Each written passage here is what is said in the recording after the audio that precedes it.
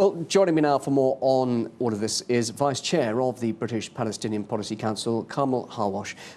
Kamel, this obviously is a truly significant time in history, and it's right, shouldn't it, that it should be commemorated? I don't think so. I mean, if commemoration means celebrating, then it's celebrating the dispossession of the Palestinian people.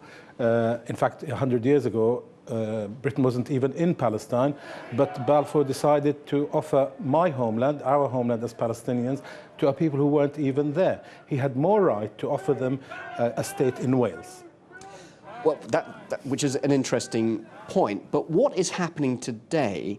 Netanyahu says, look, this is 100 years ago. If the Palestinians, in effect, get over it, then that could actually help the road to peace. But Israel has existed for 70 years. Why hasn't peace come during these 70 years?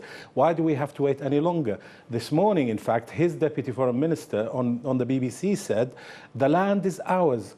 All of it, full stop. And Netanyahu himself, in the 2015 election, said two things. He said that the Arabs were a threat, go out and vote to outvote them.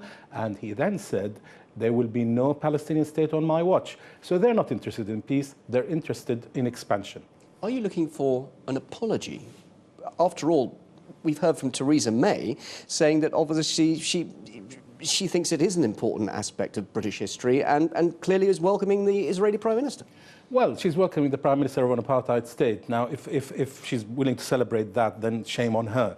But in terms of what we're looking for, I think it would have been appropriate for an apology to be made, actually not just by the British, but by the Israelis as well, to say, look, we knew this was not an empty land when we came. We know that the Palestinians have been dispossessed. Actually, this would have been a good moment to say, we apologize, we want to sit down with you and talk seriously about a just end to the conflict. But in fact, as I said, they still continue to talk about Israel from the river to the sea. What do you make of Jeremy Corbyn declining the invitation? I think that was a very moral decision. Jeremy Corbyn has been a great supporter of the Palestinian people and of many just causes, and this is just one of them. Had he appeared there, he would have been celebrating the dispossession of the Palestinian people. In fact, shame on those who went rather than the decision of Jeremy Corbyn. And for him to be accused of anti-Semitism for refusing to celebrate my dispossession, my people's dispossession, is terrible.